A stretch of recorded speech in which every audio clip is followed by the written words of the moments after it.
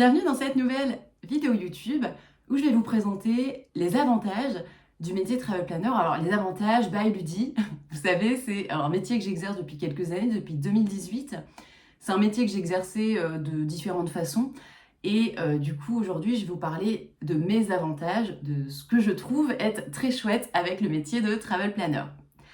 Alors, parlons du le premier avantage, c'est d'exercer un métier passion. Et ça, c'est un métier, moi, personnellement, qui me permet de me lever chaque matin avec le smile, qui me permet d'être motivée, d'être vraiment boostée. Alors attention, comme tous les jobs, il y a évidemment des tâches que j'aime moins faire que d'autres. Alors pour moi, c'est l'administratif. Vraiment, j'aime pas ça.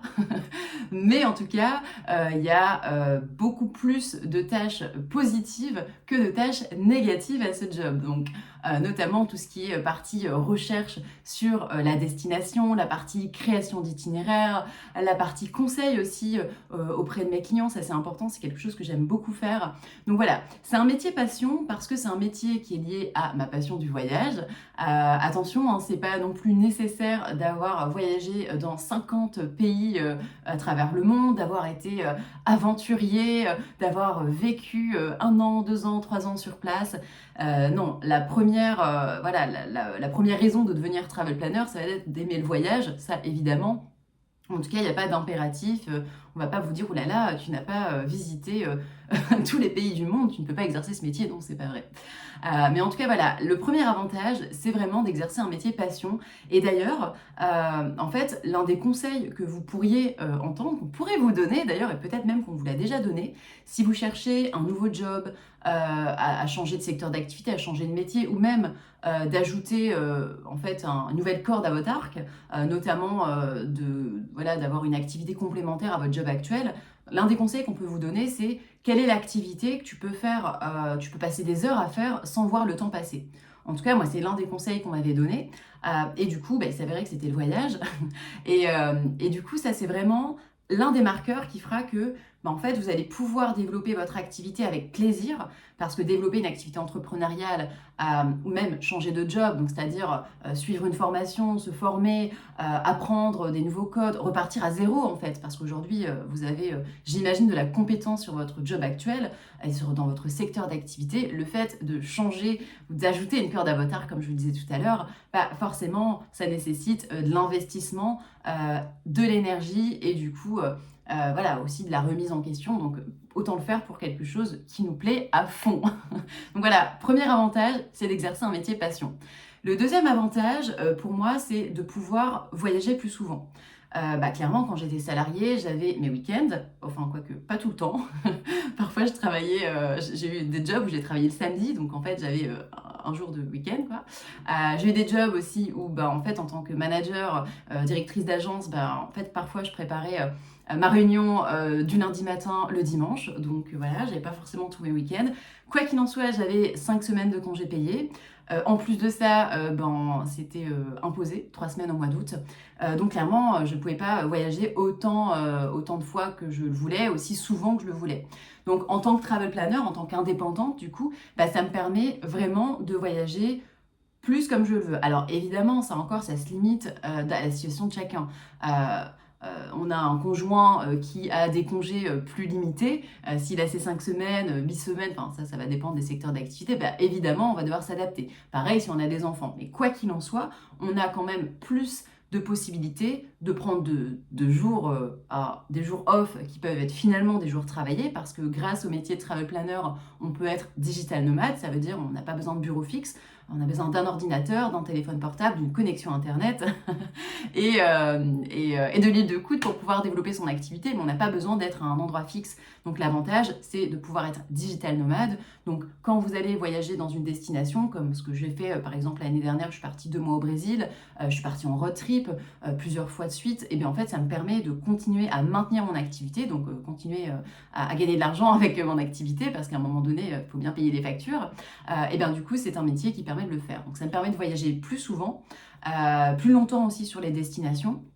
Et du coup, c'est quelque chose qui correspond plus à mes valeurs parce que si vous me suivez depuis quelques temps, ou si d'ailleurs vous m'avez découvert grâce à ma marque, Happy Trek, vous avez pu constater que pour moi, le tourisme durable, c'est important.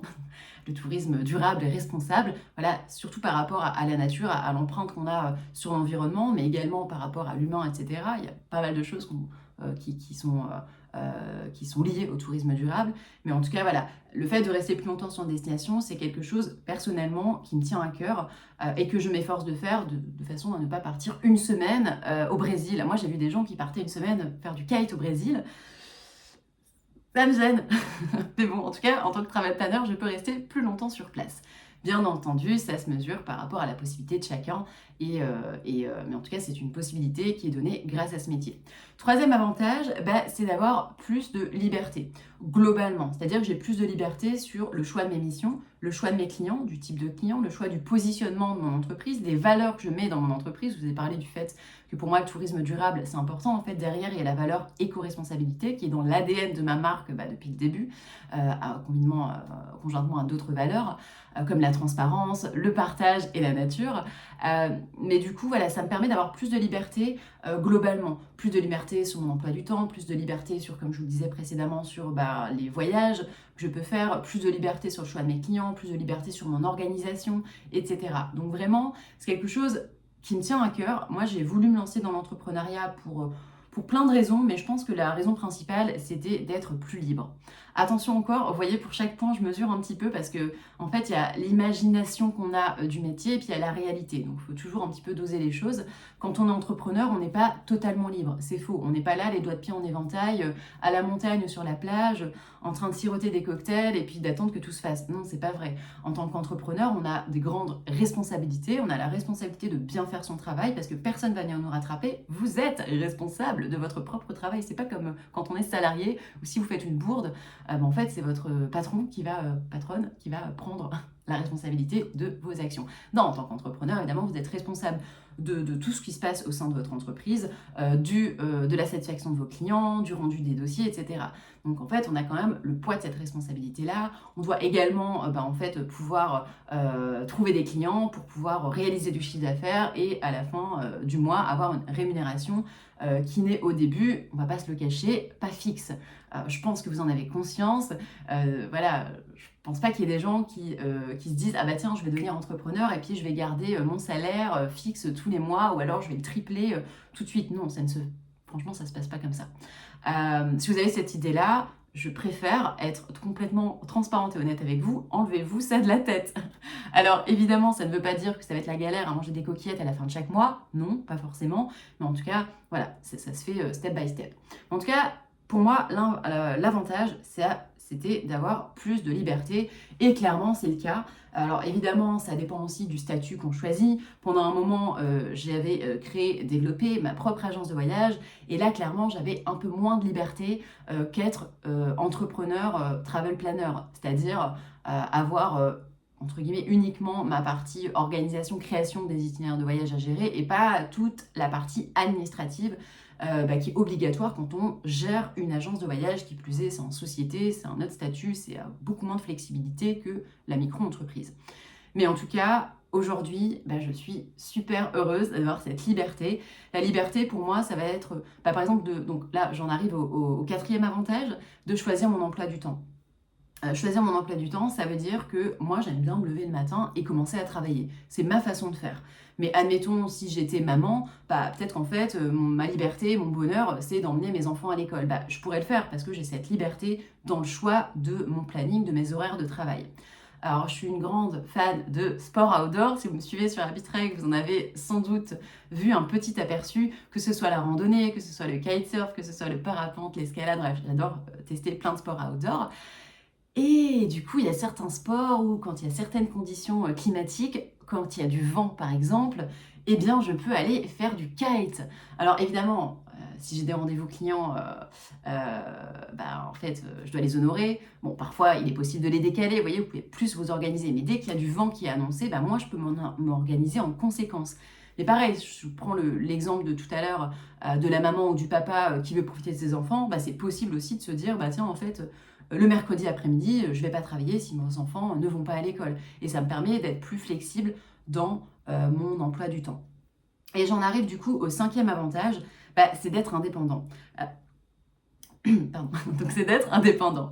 Et le fait d'être indépendant, bon, pour moi c'était important justement, comme vous l'avez compris, pour avoir plus de liberté, mais ça me permet du coup d'être indépendante sur plein de sphères.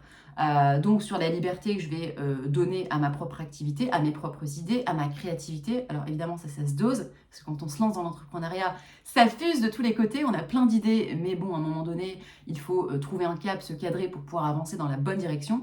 Et le fait d'être accompagné, que ce soit en coaching ou par une formation, clairement, ça aide vraiment à ne pas partir dans tous les sens, à ne pas s'éparpiller. Je l'ai vécu moi-même, puisque la première fois que je me suis lancée dans l'entrepreneuriat, en fait, je l'ai fait en solo, sans personne avec qui échanger, sans formation, sans rien à suivre. Et franchement, j'avais des résultats, mais c'était un peu en dents de scie. Je ne savais pas réellement où j'allais. Et du coup, quand j'ai décidé de me lancer à 100% dans le job de travel planner, je me suis formée, j'ai vraiment décidé d'un plan d'action, que ce soit au niveau du marketing, que ce soit au niveau du développement commercial, que ce soit au niveau de la formation que j'avais besoin d'avoir dans le tourisme, enfin bref. Et tout ça, ça m'a permis d'avancer. Donc je me suis fait accompagner par différentes structures. Le problème, c'est qu'il n'y avait pas de spécialisation sur le tourisme. Donc ça m'a posé problème parce que du coup, il a fallu que je cherche autrement les informations et c'était franchement pas très simple. Je me suis fait coacher un peu après, mais en tout cas, au début de mon projet, j'ai participé à un événement qui m'a permis d'avoir un mentor. Donc, en fait, une personne qui était déjà entrepreneur, pas dans le tourisme, mais du coup, qui m'a permis d'aider un petit peu à développer le projet, qui était le métier de travel planner, mais j'ai aussi développé d'autres projets, une marketplace, donc une plateforme de partage qui permettait de mettre en avant certains types de séjours organisés par des organisateurs indépendants. J'ai aussi créé ma propre agence de voyage, donc c'était un projet qui était un peu lourd à porter, à développer, qui était ambitieux. Et du coup, ce mentor m'a vraiment aidé à avancer dans mon projet. Bref, mais en tout cas, pour revenir sur ce statut, sur ce 5e avantage qui est celui d'être indépendant, moi, ça me permet du coup, parce que j'ai fait un petit aparté sur la créativité, ça me permet du coup de mettre à profit mettre en action toutes les idées que j'ai, en tout cas les idées que je trouve finalement être utiles à développer dans mon entreprise, que j'ai envie de développer. Ça me permet du coup de le faire avec mes valeurs parce que j'ai déjà été dans certaines entreprises qui n'avaient pas forcément de valeur ou en tout cas qui n'étaient pas en adéquation avec les miennes. Donc en fait, moi ça ne me va pas, vraiment ça m'a mis très mal. Psychologiquement, moralement vis-à-vis des clients, etc. Donc ça, c'est quelque chose que je ne voulais plus vivre. Ça me permet aussi l'indépendance, de pouvoir choisir mon planning, de pouvoir voyager comme je le souhaite, comme je vous l'ai déjà expliqué, de pouvoir choisir mes clients, de pouvoir choisir mes prestataires, de pouvoir choisir mes partenaires, de pouvoir m'organiser comme je le veux. Et franchement, pour moi, en tout cas, Ludivine, ça n'a pas de prix. Attention, c'est pas forcément simple tous les jours. On dit souvent que l'entrepreneuriat, c'est l'ascenseur émotionnel, mais c'est aussi un super moyen d'en apprendre plus sur soi, d'aller comprendre ses limites, de se dépasser. C'est bien pour faire du développement personnel. Franchement, c'est top parce qu'on en apprend tous les jours plus sur soi, sur ses limites, mais aussi sur des choses qu'on ne pensait pas être capable de faire. Donc, c'est génial! Voilà les 5 avantages. Donc pour récapituler, il y a le fait de faire un métier passion, le fait de voyager plus souvent, le fait d'avoir plus de liberté globalement, le fait de pouvoir choisir mon planning, m'organiser comme je veux, et puis d'être indépendante. Vraiment, c'est quelque chose qui me tenait à cœur. Quelque chose à rajouter aussi sur l'indépendance dont j'ai pas parlé, c'est l'indépendance financière. Alors ça veut pas dire, encore une fois, les doigts de pied en éventail, à la plage, à la montagne, à rien faire. Non, ça veut dire que notre salaire, notre rémunération, parce qu'on ne parle pas de salaire, surtout en micro-entreprise, notre rémunération ne dépend pas du bon vouloir d'une entreprise. On a cette liberté de pouvoir créer ses propres revenus. La liberté financière et aussi cette notion de choisir les revenus qu'on va générer. Et on va les choisir par notre force de travail et par ce qu'on va mettre en place dans notre entreprise. Donc voilà, 5 avantages, c'est les avantages que moi j'ai trouvés dans ce job, que j'expérimente tous les jours. Si jamais vous avez des questions, n'hésitez pas à mettre un commentaire. Vous pouvez aussi venir échanger avec moi Sur Instagram, c'est sur HappyTrek. Alors ça sera moi qui va vous répondre ou peut-être Kathleen, qui est ma première collaboratrice, du coup qui est en alternance et qui travaille à mes côtés, qui m'assiste sur la partie communication, qui est un gros morceau puisque comme vous le voyez, il y a la chaîne YouTube sur HappyTrek, du coup il y a le podcast Nouvelles Impulsions où j'interviewe des professionnels du tourisme, donc des personnes qui ont décidé de créer une activité dans le tourisme, ça peut être travel planner, ça peut être d'autres concepts, une plateforme, on a eu aussi création de guides digitaux, podcasts, etc. On a vraiment plein de métiers dans le tourisme qui ne sont pas forcément connus du grand public, que vous ne connaissez peut-être pas. Donc du coup, je vous invite vraiment à venir écouter le podcast Nouvelles Impulsions. Il y a aussi le compte Instagram, il y a le blog, il y a le site internet, vraiment il y a plein de choses. Et en plus de tout cette communication digitale, il y a aussi une communication événementielle, puisque j'organise des événements parfois avec les élèves, des rencontres. Il y a tous les événements digitaux aussi avec les élèves. Bref, il y a vraiment beaucoup de choses à faire. Donc Kathleen est une aide précieuse. Je suis vraiment trop contente de pouvoir l'intégrer dans l'équipe. Et c'est chouette aussi pour moi parce que ça permet en fait de contribuer à former une jeune personne sur un métier qui lui plaît, puisque la communication, elle aussi, elle l'a choisie par intérêt, peut-être pas par passion non plus au début, parce qu'elle est encore jeune, elle a 20 ans, mais en tout cas par intérêt. Et du coup, c'est vraiment trop cool parce qu'à mes jeunes années, il n'y a pas très longtemps, j'ai aussi fait de l'alternance, donc je trouve ça très bien, le fait de passer à l'action dans l'entreprise. Et d'ailleurs, dans la formation que j'ai créée, dans toutes les formations que j'ai créées au sein de la Happy Travel Academy, il y a vraiment cette importance que j'accorde sur passer à l'action. Ce ne sont pas juste des formations digitales à suivre, ce sont plutôt des méthodes que vous allez suivre et ces méthodes vont vous pousser à passer à l'action parce que vous avez des carnets de travail, vous avez des exercices qui vous sont proposés. Alors évidemment, vous êtes derrière votre ordinateur, hein, je ne suis pas derrière vous, même si je réponds à vos questions de façon illimitée.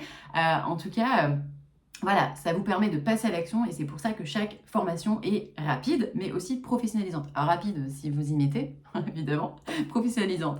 Et tout ça, en fait, c'est par mon expérience, notamment de l'alternance, qui m'a permis moi aussi de passer à l'action et je suis ravie d'accompagner mes élèves comme ça, mais aussi Kathleen, donc qui va peut-être vous répondre sur Instagram.